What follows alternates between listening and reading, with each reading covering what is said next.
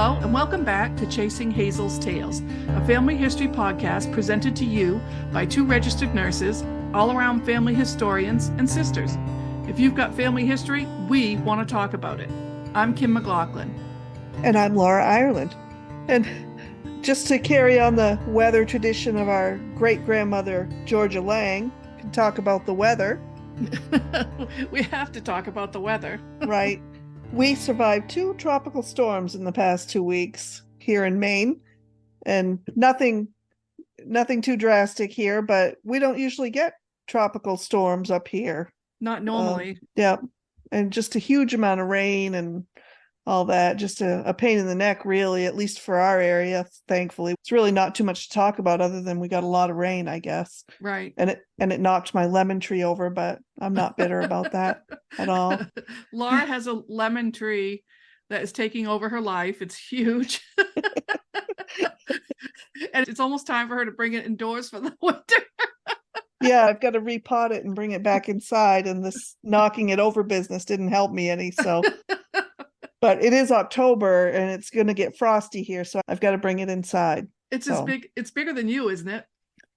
Well, yeah, we've got to prune it before we bring it back in because it's taller than my ceilings now. This summer, it really took off. It's now a little over 3 years old. I planted it early in the pandemic. So my first pictures of it as a little teeny tiny seedling just emerging from the soil are in, I think, July of 2020. There you go. So, and now here we are. It's so big I have to cut it to bring it back. But I just want to keep trying to see where it goes until I can't do it anymore. So I just find it so humorous that this lemon tree just loves Laura's house, and it just takes off and it takes over the whole house. Yeah. Well, if I had been smart, I would have done something with a miniature lemon tree. But... We grow them big up here. We got lots of rain this year, and that's right. It loves rain. It apparently likes it. So that's what I'm doing. Okay. Saving the lemons. So first things first. So here we are in Maine, and it's a great day to have a cup of tea. And having said that, I need to ask, am I turning into Aunt Hattie? Well, my first reaction is no. And the reason I say that is because I'm getting my tea so I can do my podcast. And I just remember Aunt Hattie, when we would go to restaurants, she would be very upset if her tea water cooled at all. It had to be scalding hot all the time. And my mother, she would always just go, it's hot enough, but no, it had to be scalding hot. What would she do? She'd have to get a new cup of tea. I mean, she'd want more hot water brought to the table. So just keep pouring hot water, just diluting the same cup of tea? I'm not sure. All I know is she would scold waitresses if they didn't bring that hot water right over, because if it wasn't scalding, she was not happy. And so today was my tea was cooling off. I'm going, oh my God, this is awful. And you thought, oh no. Oh no.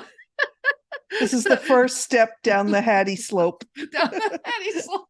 I thought, oh my God, I promise never to scold anybody for my tea. I promise.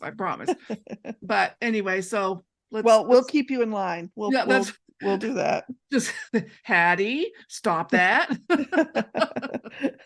There's nothing else needs to be said, right? That's right. Nothing. Just say Hattie. Hattie, stay in your lane. Oh geez. So today's just been a day. So anyway, and here we are. We're in October, and it's not just because it's my birthday month, but it is truly, truly my favorite time of the year. I went for a walk this morning. I was happy, and we have cool breezes today. There was sunshine, fall colors. Yeah, it's beautiful. And we want to say perfect time of year. Sweater weather. Sweater weather. Sweater weather. You got to say it. Yeah. There you go. Yeah. So anyway, just want to be happy. And it's also the best time of year because it is good apple season. Right. And so many months of the year, it's, what do we call it? Sad apple season. Nobody wants a sad apple. So in October in Maine, you get the best good apples. They're yummy. Mm-hmm. So now we're the opposite of sad apple season. That's right. And we are all happy campers. That's right. So this week we're going to chat about the new DNA ethnicity estimate updates and Sleepy Hollow country. Yes, and when we discuss, just for the record, when we discuss our DNA results, we are referencing, Laura and I are anyway, ancestry.com, as that's basically our native platform. That's where we hold our primary DNA. And but I've placed my raw DNA, that means the data from Ancestry, I've uploaded it to other databases, and the concepts are basically the same for each database. And the database I have my results are in are 23andMe, Family Tree DNA, MyHeritage, and Living DNA. And Ancestry's recent ethnicity update was prefaced by saying, we've added 3 regions in Asia and 1 in Europe, and we've made big improvements in Hawaii and New Zealand. So that's, that didn't seem to really apply, I don't think, but. Yeah, not too much for us, Yeah. but, they describe the process for assigning the ethnicities as this. To figure out your ethnicity regions, we compare your DNA to a reference panel made up of DNA groups from people who have deep roots in one region. We look at 1,001, that's a funny number, 1,001 sections of your DNA and assign each section to the ethnicity region it looks most like. Then we turn those results into the percentages you see in your estimate. Your genetic link to these ethnicities can go back hundreds of years or even more. So the reference panel for Ancestry includes 71,306 DNA samples that divide the world into 88 overlapping regions and groups. Right. And that it used to be a lot fewer groups. Now it's more. I mean, so they keep refining. And I just wonder, are we in the reference group? Don't you think we should be in a reference group somewhere? Okay, I want to be. I want them to tell me that I am a reference sample, but I don't think I am. But I think as Americans of such mixed ethnicities, we're probably not. That's right. What I'm guessing. But did you see much change for yourself in this? No, not really. Update? Not really. I went from being most Scottish, where I had Scotland at 33 and Ireland at 32, and then all of a sudden it swapped. Now Ireland is my most with 32 and Scotland is 26. But my England ancestry went up from 5% to 10%. But it's nothing major, nothing that shocks me. I just think they leveled out the Scottish DNA a little bit. Yeah, and for me, my German category is what dropped. I think I didn't write down what mine was previously, but I think I was around 26 or 28% before, and that's now down to 15. Yep. My Scottish went up to 33%, and my Swedish went up to 10%, but everything else was pretty much the same. And I'm just a mixed European. We both are pretty mixed. The only thing where you and I kind of differ is I get Eastern European and Russia, and you don't. Right. And I get Wales. Yeah. And I don't. Yeah. Yeah. So, that's common for siblings, but. Right. And I think I get the Wales from mom's side. And I think dad must have had the Eastern Europe and Russia. Because I don't think mom had it. Yeah, I think so too. But yeah.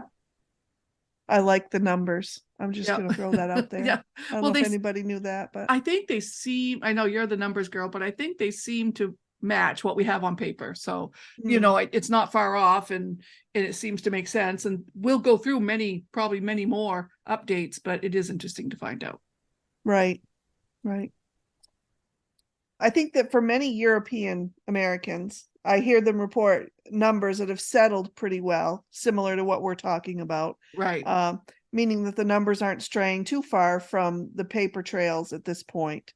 But if you have ancestry from other areas of the world, it's probable that your estimates might change more than ones like ours will. Right. I believe that's true. But who knows? It's evolving. But I also want to mention that if you have a lot of English and Irish DNA, there's a company that really dives into that area, into those ethnicity estimates, and it's called Living DNA. So I have one of those profiles, and I'm going to put it on social media because it breaks it way down so much, and the numbers are not that big a deal, but I like the way that they break them down. So, for example, my DNA my DNA from England is broken down into these areas, because I'm like 98% European is what it says. So it breaks down to these areas: Central England, Ireland, Devon, Northumbria, South Central England, Northwest Scotland, North Yorkshire, South England, Cornwall, and Southeast England. So, I mean, and they're broken down. Most of them are like 2%, 4% or something like that, but they do break it down. And there's a map that shows where you're from. But so that's pretty much all of England. Is that what it's saying? Pretty much. There's not many that are missing. But it's kind of fun to see. And I've been looking for matches, but I think it is interesting what they're trying to do. And I do like to keep up on what they're doing. So, yeah. Yeah, interesting. Mm-hmm. I like it. And the other thing on our agenda for today, we're ramping up our plans to go to Sleepy Hollow, New York at the end of the month. Woo-woo! We're going to be traveling there to the area where so many of our ancestors came from, and it's a good time of the year to go there. I mean, I'm not that much of a person I'm really not that into Halloween or anything like that, but I never have, but all of a sudden I'm excited to go. Yeah, it'll be fun. It's a different kind of celebration. But anyway. If there is any sort of headless horseman, I'm out. If there's an actual running around, you mean? Yes, if I see an actual headless horseman, I'm out. Okay. I'm in the car and I'm coming home. You're coming home. Record. 95 all the way home. Yeah. Yes, that's right. But I mean, we'll do the things we like to do. Head into the cemeteries. Mm-hmm. I understand they're very revered there. They take good care of them. And of course, it's the home old Dutch church. The old Dutch church where they had all the great records and all that. And so it only seems natural that they would take great care of the cemeteries and all that as well. So much. There's a lot of history going on there. A ton. Yeah. And hundreds of years. Right. Hundreds of years ago. And all the names from our family tree that hail from Westchester County, New York, and look like they would belong to the Dutch branch of the family tree. They are Dutch. Names. I'm going to mangle these names just for the record. I'm going to laugh at you, but the truth is I can't say them either. So all right. I'm letting her say them so that I can laugh. Well, some of them are easy. Okay. Some of them not so much. Purdy, that one's all right. And that's spelled Purdy, which is, it just sounds funny. Anyway. And Yerxa? I think that's how you say it. All right. Van Tassel. Classic. Yep. Willems? It says Willems, I think. And then I think that morphed into Williams. Yeah. Yeah. And Storm. Yeah. De Revier. Oh, that's a good one. All right. I mean, if you want to pronounce it a little bit French, I don't know. Flewelling, Griffin, Jewel. That's a good one. Kortenbosch, Kortenbosch. I don't know how to pronounce that one. I don't know. It's like Bosch. Is that like the same thing as like Bosch appliances? I don't know. I would carry on. That's what it looked like to me. Yeah. I don't know. Van Monfoot. Van Dyke. Yeah. De Planken. Yeah. That's a weird one. I didn't. Yeah. That one just popped up today. And I said, oh yeah, well, there you go. And maybe Bellier. Right. I think they say that Bellier is a derivative of Beaulieu from France. I was going to say, sounds very Francais to me. Yeah. And they tried, I'm not sure. Depends on who you ask. But to me, it was, I think, a derivative of Beaulieu from France, but they were in the United States. Isn't that Priscilla Presley's maiden name? Is it? I don't know that. I'm thinking. Okay. I think it is. All right. Or it's close to it, if not. All right. And you said your husband, has Orsers. Right. They were from, and that's how I figured when I saw them in the Dutch colony. And then I said, oh, wait a minute, that's Andrew's family from New Brunswick. And you said, uh-oh. Oh, here we go. And so, yeah, we're related. Yeah. Which is kind of fun.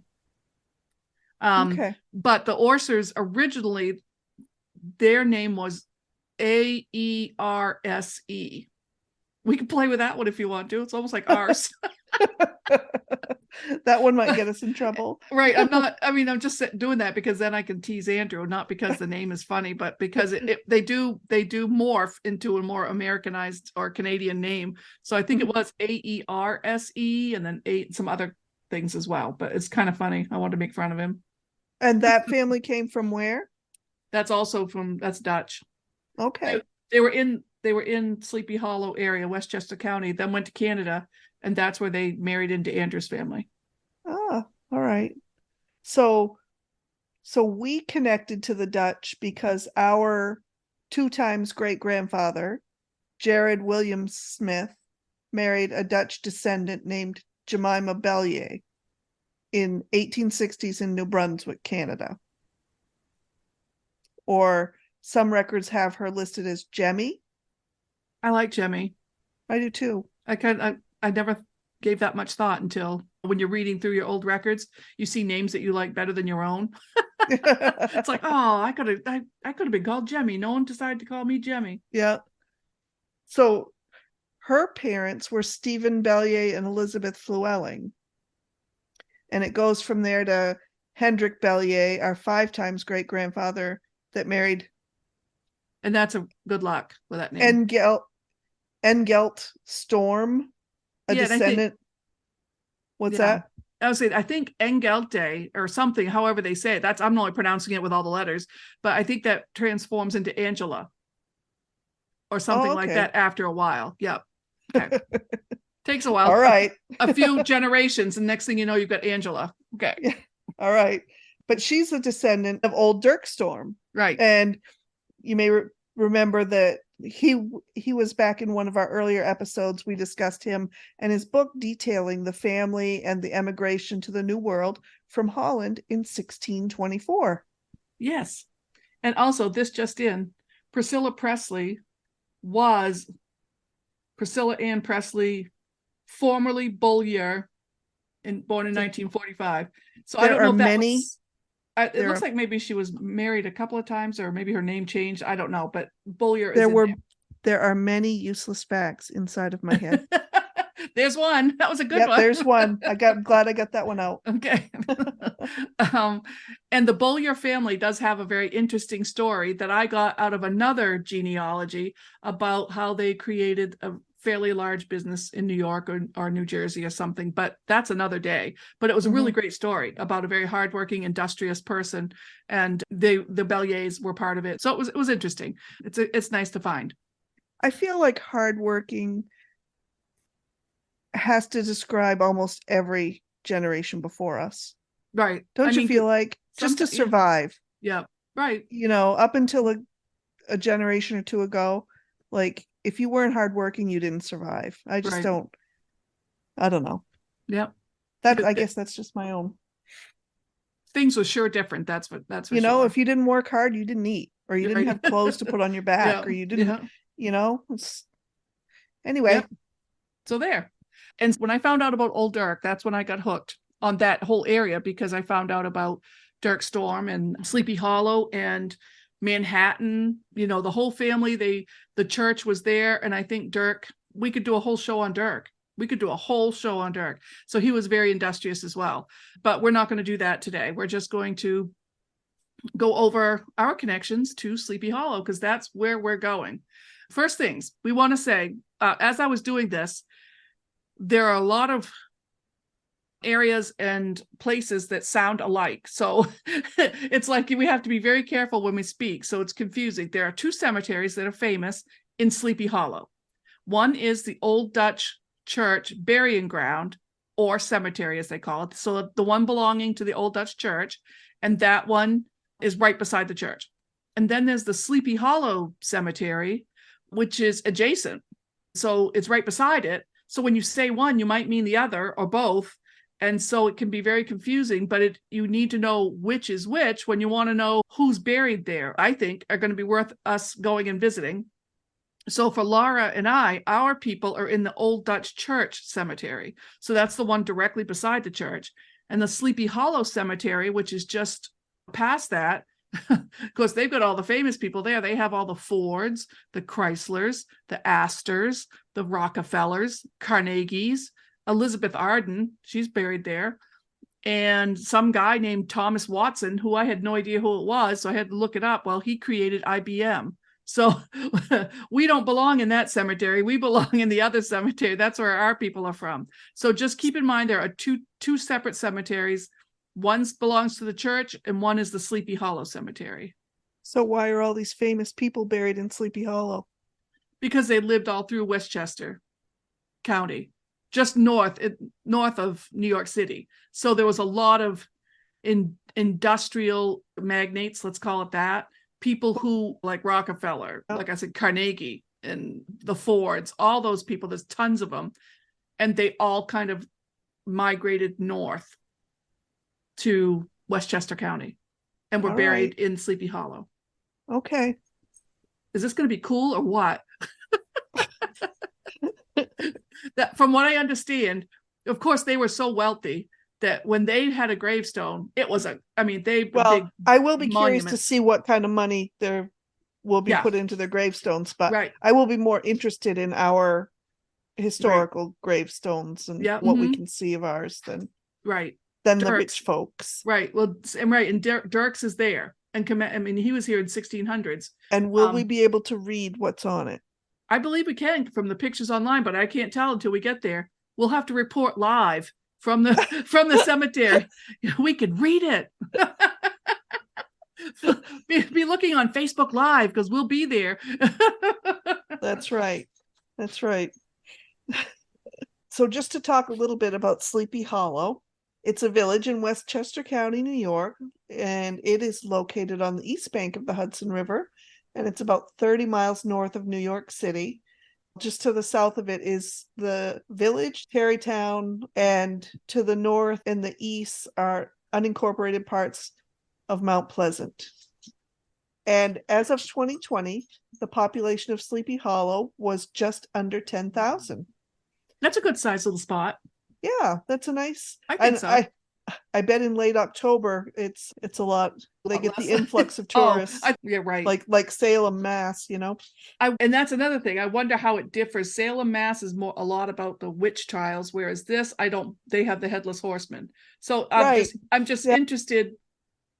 Anyway, I've not been to Salem, Mass, but Sarah and Whitney have. Yeah. So it'll be fun to see kind of a comparison. It's just kind of, like you said, not really. They're not the same thing. So I guess, but just different experiences. So anyway, so Sleepy Hollow is also the home of the Phillipsburg Manor House.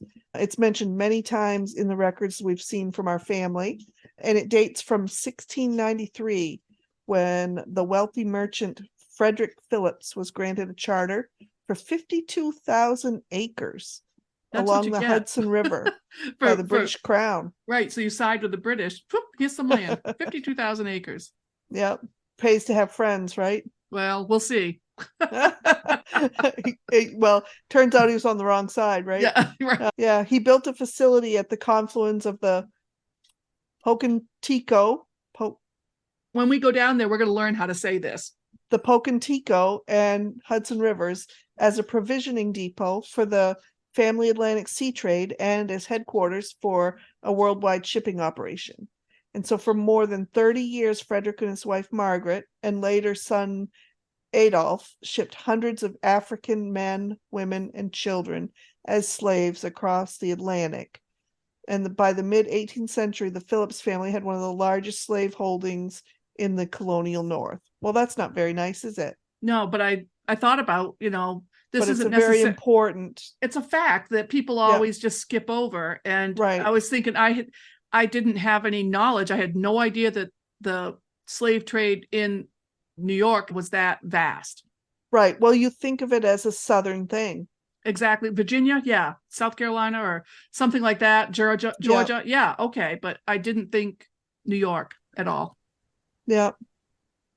Yeah, I'm not so sure if it's part of our family history or not. I think I have seen one census report, and it was the type of census. I forget the year. I didn't get it out, but let's just say 1790, and it says, the family member like Joe Brown. And then it goes right along. So I don't know which family member it is, which Joe Brown was it, which whatever. And it did say that they owned one slave. So if it was the correct family member that I was thinking about, if it was correct, then yes, our family was a slaveholder. But I never could determine at that time. And I just have it on my list of things to do, whether or not they did or not, doesn't matter. They lived amongst slaves is what our ancestors did. If they didn't own them, they lived amongst them. So the manor was tenanted by farmers of various European backgrounds. And those, I think, were our people. So those were our family relatives. They were farmers, and they operated certain plots of land for this manor. But they were operated by enslaved Africans. I would hazard a guess that many people with colonial ancestry can find that their family had enslaved Africans working for them. I don't think it was that odd or that strange at that time. So anybody who had family there, you probably were around it or owned some slaves. But at the outbreak of the American Revolutionary War, the Phillipses supported the British, and their land holdings were seized and auctioned off.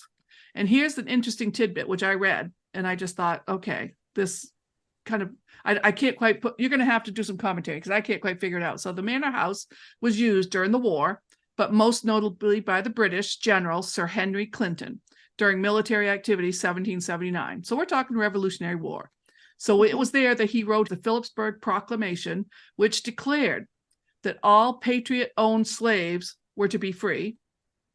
Okay, that's good, right? I mean, so if they were patriot-owned slaves to be free, and that the blacks taken prisoner while serving in patriot forces, so any black person captured by the British, right?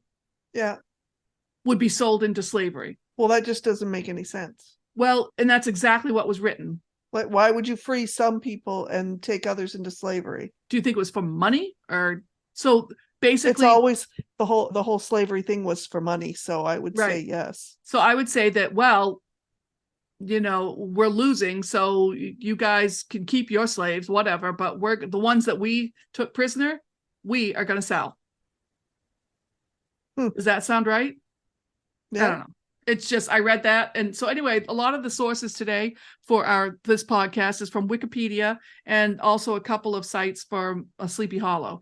But that right there was from Wikipedia, and it just, it deserves a little closer look. It's just an odd thing that I found.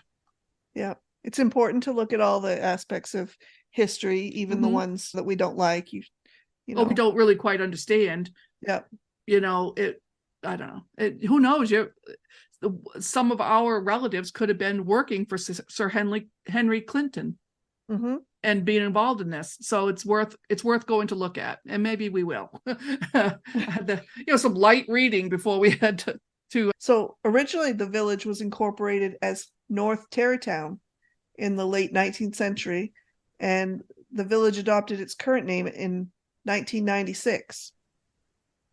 And it's known internationally through the Legend of Sleepy Hollow, an 1820 short story about the local area and its infamous specter, the Headless Horseman, which is what I'm saying we better not see. Well, this chick is out. Yeah, that's right. I'm out.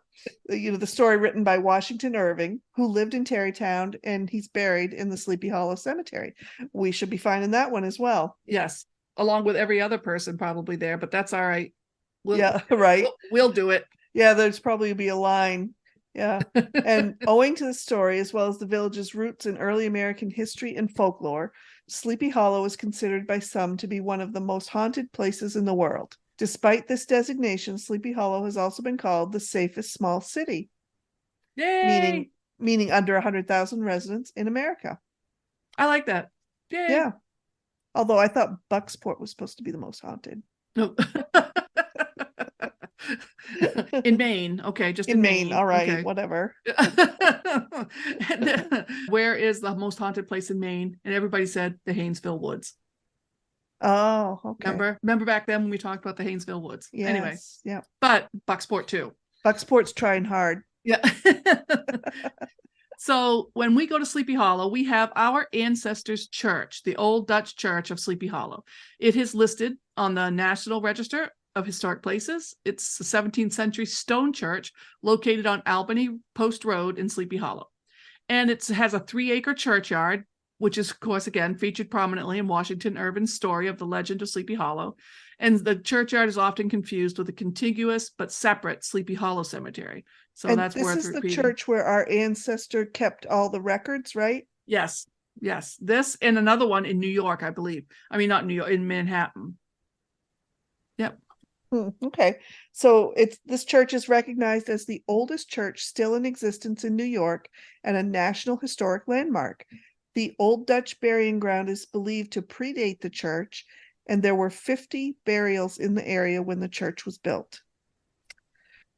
And there's a little excerpt from The Legend of Sleepy Hollow.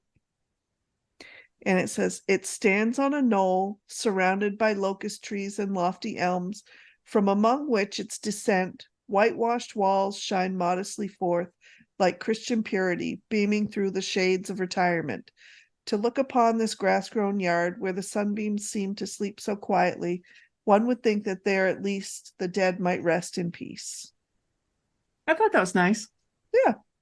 He thought a lot of that, the site and where Mm. everything was, and there was a cemetery there. I don't know. And that's a way to describe something. It doesn't seem too wordy, but it's such a great description. It's sometimes when people write things and it really creates a picture for you in your mind. Right. Sometimes it's just too wordy. Right. Sometimes it makes a nice picture, and that's what this does for me. Yeah. So that's what we're going to go do. That's right. We're going to look upon the locust trees and lofty elms. Right. So what they said was, like we just mentioned, the church was already old when Irving first saw it. When Washington Irving first got to it, it was already been there for quite some time. So he was born, Washington Irving was born 1783 in Manhattan, and he died in 1859 in Tarrytown. So he liked it, and that's where he was. So the church itself was built in 1685 and formally organized as Dutch Reformed in 1697. It served as the congregation's home for more than 150 years until a new building was constructed. Even now, it's used for worship on summer Sundays and special holidays. So we've learned a lot about the Westchester County area and are looking forward to visiting it at the end of the month. It's really being advertised as a great Halloween event, given the haunted history. We could probably do another podcast on that, and maybe we will. It's always next week. That's right. So what do they do that Salem doesn't do? Well, here's a few things that I was just emailed this copy, and it says there will be an Old Dutch Church Fest. That's what it's called, the Old Dutch Church Fest, that's running the last 3 weekends in October from 11 to 4, and it's being billed as a family-friendly event that will surely delight all ages. And look, Laura, look what it says. Oh, no. With a visit from the Headless Horseman. I'm going to bring some Ativan for Laura's. She'll be all right. Don't worry. I'll take care of her. If a flaming jack-o'-lantern goes by my head, I'm going to, probably need resuscitation or something. We'll carry a little stuff with us. Don't you worry.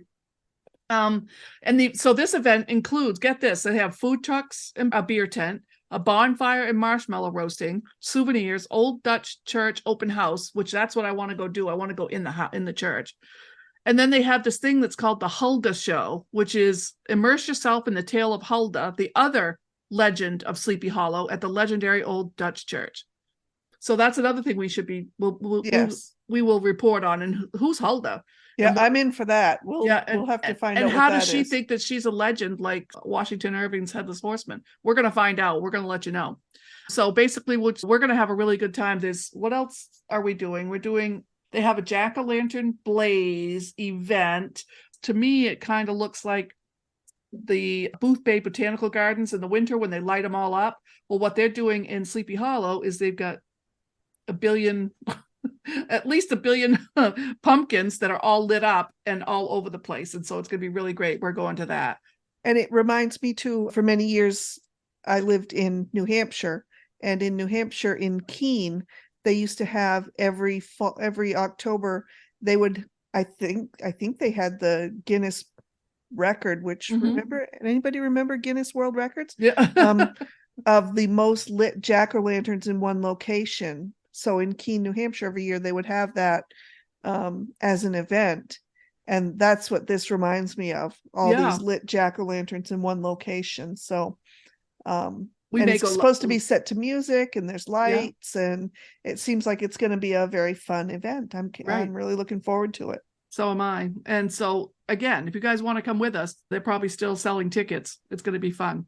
Oh, maybe we could Facebook Live. We can.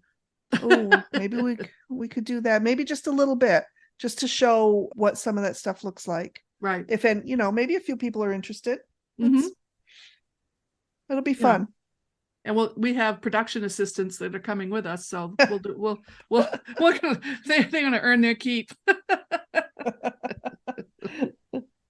Anyway, come on back, and we're going to go on some more about the Headless Horseman and whether or not we see him. So I did want to say, so we are not being paid to advertise the Old Dutch Church or the Old Dutch Church Fest. But we just think it's a really great way to explore your family history and have some good fun doing it. And so my thought is, where else could we go and do this? I mean, there must be other places that have nice celebrations in their area and that we could go. I just think everybody should maybe look into it. I think we have probably too many to count at this time, but let's make a list and let's go. That's right. We'll take one off the list in a couple of weeks. That's right. All right. So I think that's it for this week. What do you think, Kim? Okay. All right. So please rate, review, and follow us on your favorite podcast platform. We also invite you to reach out to us by email at chasinghazelsTales@gmail.com. Tell us your tales or share what you have learned or found interesting about your family. Let us know if you have shaken your family tree and had a few nuts fall out. But if you haven't seen any nuts fall out of your tree, you might just be the nut in your family. You can also follow us or contact us on Facebook, Instagram, Twitter, or TikTok. Until next time, bye-bye. Goodbye. We'll see you next time.